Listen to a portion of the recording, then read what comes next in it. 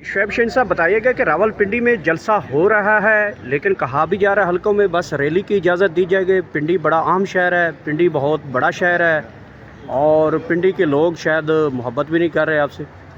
पिंडी के लोग तो मोहब्बत करते हैं, लेकिन इन कठपुतलियों को आंखें ख़राब हो गई हैं इनके कान भी ख़राब हो गए हैं, आंखें भी ख़राब हो गई हैं। इनको बड़े बड़े जलसे, इनको बड़े बड़े मजमे भी नज़र नहीं आते, इनको ये भी नज़र नहीं आता कि जनाब रास्ते बंद हैं, लेकिन उसके बावजूद कहते हैं रास्ते खुले हुए हैं। लेकिन इंशाल्लाह जलसा होगा, जो खान साहब का हुक्म आएगा हमने तो उसको अमल कराना है। और कल का जो फ़ैसला आया है उस फ़ैसले पे अब अमल दरामद होगा।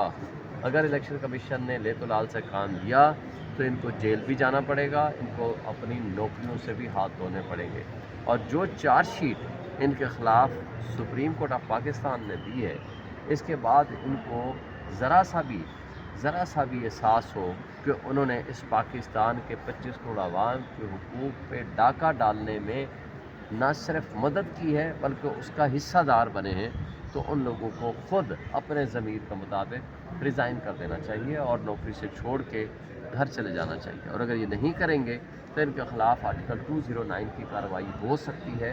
मेरा ख्याल है कि उस पर सुप्रीम कोर्ट भी, सुप्रीम जुडिशल कौंसिल सो मोटो नोटिस भी ले सकती है और PTI के लोग भी उसमें जा सकते हैं। सर, वफाकी वज़ीर कानून आज़म नज़ीर तारड़ कहते हैं कि जो हमने लेजिस्लेशन की थी इलेक्शन एक्ट में, वो अपनी जगह पे मौजूद है, उसमें फ़ैसले में कोई बात नहीं की गई।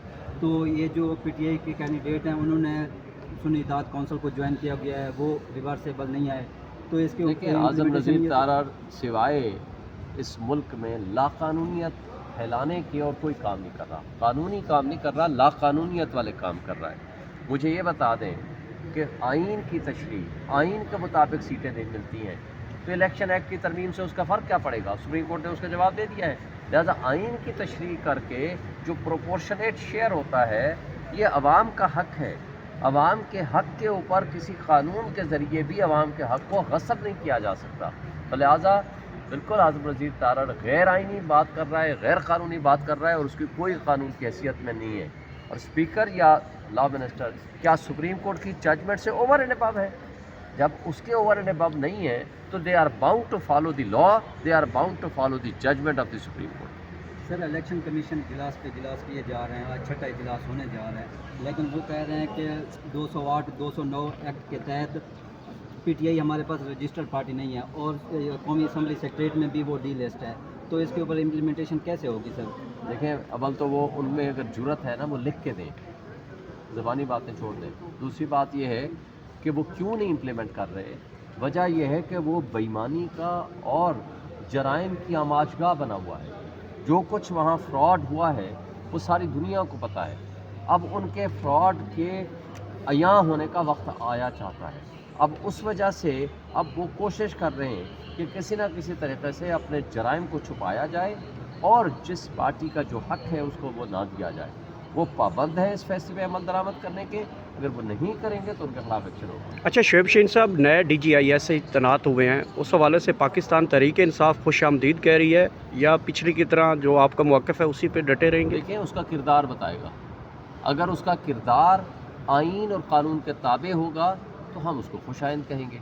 अगर उसका किरदार पिछले लोगों की तरह होगा जिन्होंने हमारे लोगों को उठाया, साथियों को उठाया, जिन्होंने शायरों को उठाया, जिन्होंने सोशल मीडिया एक्टिविस्ट को उठाया, उनको ना सिर्फ गायब किया बल्कि टार्चर किया, कई वर्कर्स को नंगा करके मारा, तशद्दुद किया, ये सारी चीज़ें ये माजी का हिस्सा है।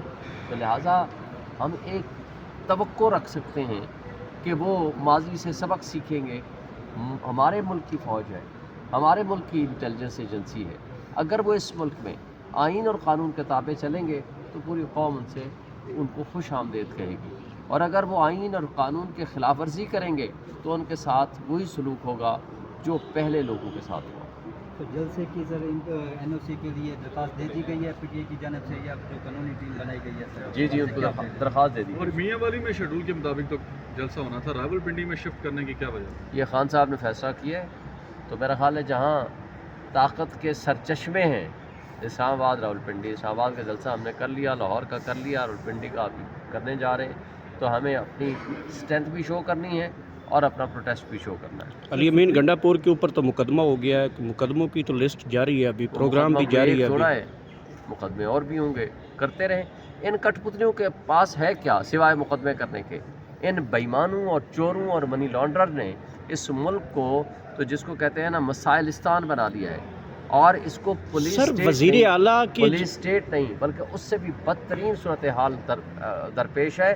جو مقبوضہ کشمیر میں جو کچھ ہو رہا ہے نا، اس سے زیادہ بدتر حالت اس وقت پنجاب میں اور فیڈرل گورنمنٹ یہ ہمارے پولیٹیکل ورکرز ہمارے پی ٹی آئی کے خلاف کر رہے ہیں۔ وزیر اعلیٰ کے پی کے اوپر مقدمہ درج ہوا ہے، بہت بڑا مقدمہ درج ہوا ہے۔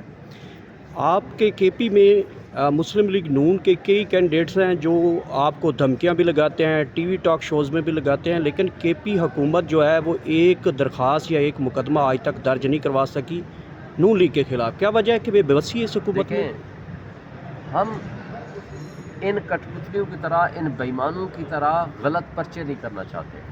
ہم اپنا کردار واضح کرنا چاہتے ہیں۔ ہم نے آفر کی ہے کہ آؤ کے پی میں جلسے کرو، آئیں آپ جلسہ کریں۔ ان کے کہنے پہ جو ہے عوام نہیں آتی، یہ باہر نکل کے تو دکھائیں، یہ ان کے کہنے پہ پبلک نہیں آتی۔ تو اس وجہ سے ہم ایک رول آف لا پہ بلیو کرنے والے لوگ ہیں۔ ہم یہ نہیں کہتے کہ ہم جا کر کے پرچوں کے ذریعے اور ایف آئی آروں کے ذریعے ان کو پھر وہ ٹٹ فار ٹیٹ کریں۔ ہم یہ کہتے ہیں کہ یہ جو کچھ کر رہے ہیں اس کا نقصان ان کو خود کو ہوگا، عوام ان سے نفرت کرتی ہے اور مزید نفرت کرے گی۔ اچھا سر، یہ گول باغ آپ نے جگہ سلیکٹ، لیاقت باغ جگہ سلیکٹ کیا ہے جلسے کے لیے، اگر آپ کو کوئی پہاڑوں کے اندر جگہ دی جاتی ہے وہ قبول کریں گے؟ نہیں جی، لیاقت باغ کا مطلب لیاقت باغ پہاڑ کون سے والے پہاڑ پہ دیکھے جائیں گے؟ یہ مارگنا کی پہاڑیوں پہ؟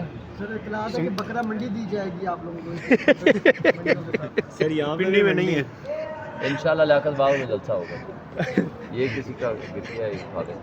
منصور علی شاہ صاحب جو ہیں وہ نئے چیف جسٹس بن پائیں گے یا نہیں؟ کیونکہ قاضی صاحب تو ابھی تک ججز کمیٹی جو ہے فورن سے انہوں نے بدل لی ہے، سپریم کورٹ پریکٹس کمیٹی ہو، بڑی تیزی کے ساتھ قاضی صاحب کچھ نہ کچھ کر رہے ہیں۔ منصور شاہ صاحب بالکل نئے چیف جسٹس بنیں گے، یہ آئین کا تقاضا ہے، اور یہ جو نوٹیفیکیشن نہیں کر رہے یہ بےایمانی ہے ان کی فیڈرل گورنمنٹ کی۔